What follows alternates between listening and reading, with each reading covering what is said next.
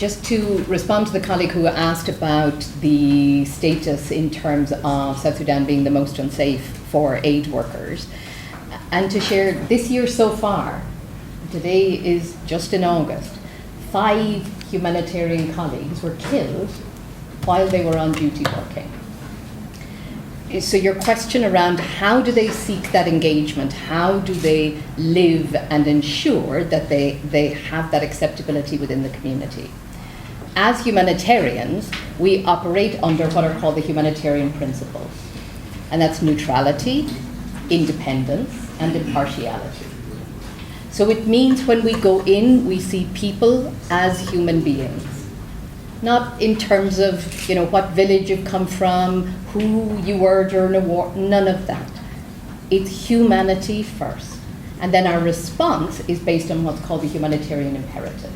And that's where you'll see in our statements and in our products, we talk about the evidence-based humanitarian needs. So we have a process to go out to ensure that we're identifying through those kinds of lenses. But then, as Madam Sarah said, we don't have the proportion of money to help everyone. So within that, we have to prioritize and prioritize.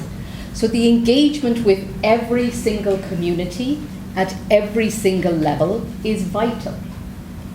Every community we operate in as humanitarians should be able to explain, oh yeah, we know that organization operates like this because of their neutrality, because of their independence.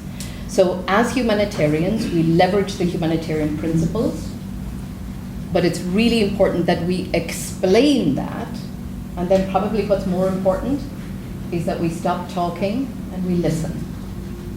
And we ask people to tell us what they hear, what they feel, what they think they need, and then be responsive in that regard.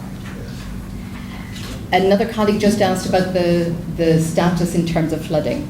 So far this year, as we understand it, we still have had above average rainfall. However, the impact in terms of huge levels of flooding has not yet been reported.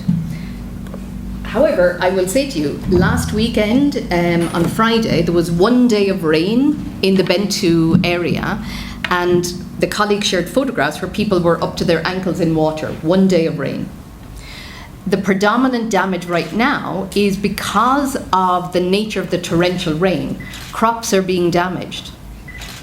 And remember what Madam said with regard to just how much crop production is happening.